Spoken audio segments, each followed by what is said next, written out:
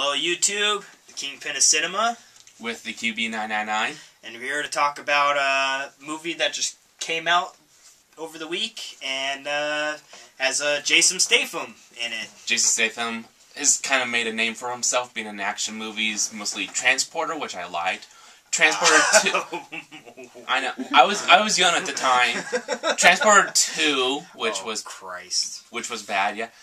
Was there a third one? Yeah, there was a third one. Yeah, I never even saw the third one. Nobody did. He was also in Expendables recently, which he actually did a pretty good job. Yeah, I liked him in it. With Sylvester Stallone.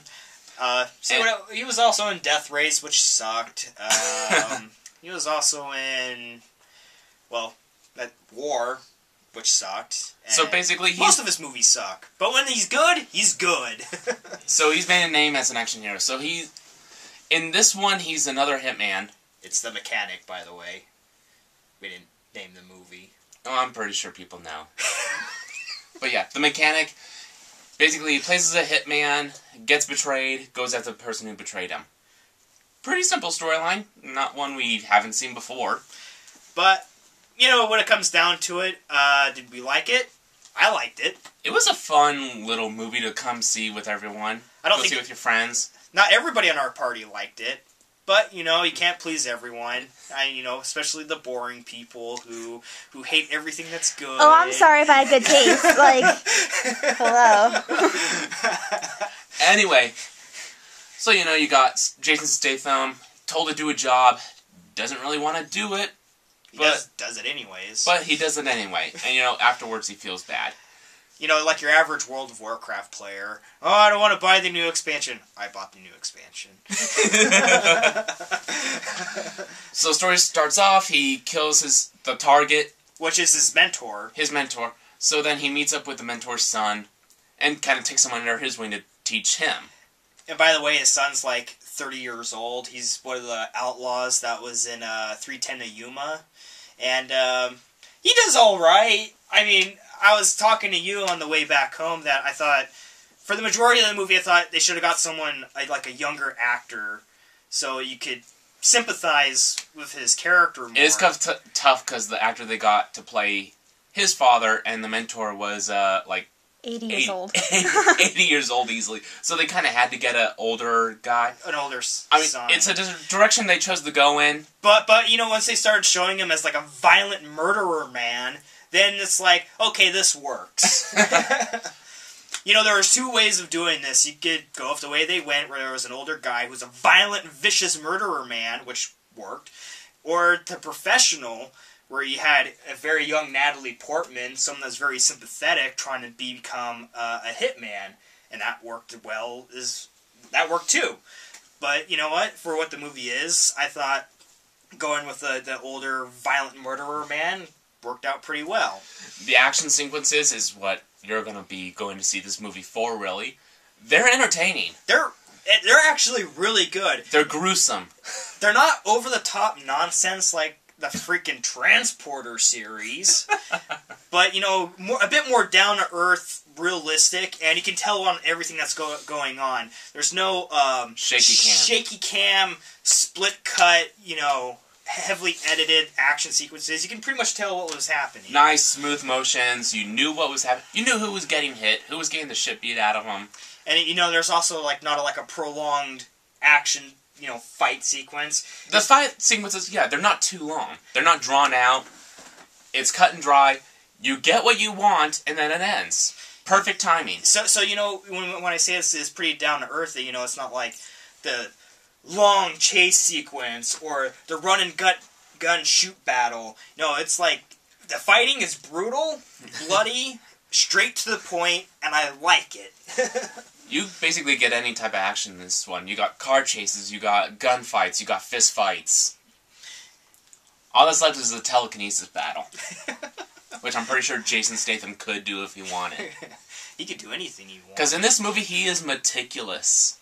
Everything he does is planned out, up until the very end.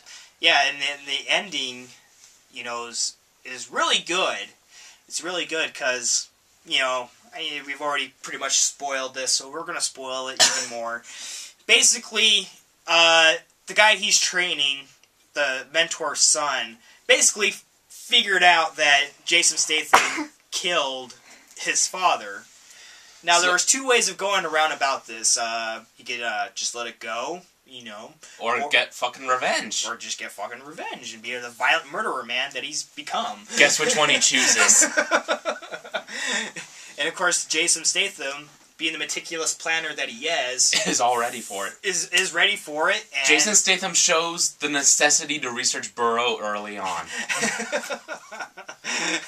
Yeah, his Marine Marauder ball didn't work on this. So, he basically... After the big job is done, you know, they find out who betrayed them, who set them up. They just chase this guy down. And it's not like a big chase sequence where it's a fight between the two sides. They just murder the other side. And it's not like they just kind of walk up at the last minute and just kind of shoot this guy in the head. They unload full clips of ammunition into this guy. Yeah, like high-powered submachine guns. Right into his face! His face is now just a pile of gore. There'd be nothing left of it. They don't show it to you, but you can use your imagination. Which works even better. So, of course, after the job, they're driving along, stop at a gas station. The mentor's son, I think his name was Steven. He's being very cryptic, you know, hey, you want anything? Last chance. And then Jason Statham's like, I'm sorry for everything. So then he sets up the gas pump to spill gasoline on the ground and walks away, pulls out his daddy's gun, which Statham used to kill his daddy, and pop! Shoots the gas and big fiery explosion. You know, which, by the way, Mythbusters showed that you couldn't do that kind of shit. But this is Hollywood. You can make up the rules as you go along. So then, of course, the son goes back to Statham's house, looks around, sets up some nice stuff, gets into the car that Statham has been working on for 2 years, and then starts driving down the road, sees a note on the seat next to him. Picks it up and it says, if you're reading this, then you're dead. Sorry! So he just starts laughing because he knows what's coming, and then, of course, boom, goes the car, and he set it up so that the house would also explode. It's kind of, to me, it's like, they had this set at the end of the movie in this car, and then they just said, we can't end it without blowing this shit up. We need to find a reason to blow it up. You know, I guess that's a form of foreshadowing. Here's this really nice house. Yeah, it's gonna get destroyed. Awesome. And then, of course, you see the gas station where Statham apparently was killed, and they're looking at the security footage, and right before the car explodes, you see Statham roll across to the other car to safety. Like you said, Burrow. So then he gets in his truck that he had parked there, and he like walks across the street or somewhere and gets into a randomly parked truck or van or whatever. I mean, there's speculation. Did he leave it there before expecting this? Is it just some random person's van that happened to be there that he just walked into? That was unlocked. Hey, people keep their car doors unlocked. And then proceeds to drive off into the sunset. Yeah, so, I mean, we were kind of talking about, like, I was thinking that maybe this film had been audience tested, and people didn't like the ending where Statham died. So it's just not that believable. So they changed it to where he lived. Honestly, both endings work. Either leaving him dead or having him live. I think either way it works. For me, I prefer having him alive because I just can't believe Statham would get killed. It's just, it goes against me. He meticulously plans everything. Not just that, he's just Jason Statham. He's Jason Statham, yeah. So, but yeah, just everything about him is just planning ahead. Even the gun of the father says has like a slogan about being prepared for anything. Yeah. So that's kind of like the theme of the movie. We assume he wasn't really planning on just flat out killing the son. He was like, it was like when the son was giving him his final chance. I guess Statham was considering, okay, if he tries to kill me, I'm gonna get back at him and kill him. If not, well then I guess we can just kind of both live on together. Yeah. Unfortunately, the son chose the bad choice. Chose to be the violent murderer choice. Doesn't usually work. So that's the mechanic, and go see it. Go see it. You know, it's a fun movie to go see with your friends. Yeah, your girlfriend might hate it. But that's guaranteed because they don't have the right chromosome. And if they did have the right chromosome, then that'd be a bro. Anyway, so yeah, go see it. It's a fun movie.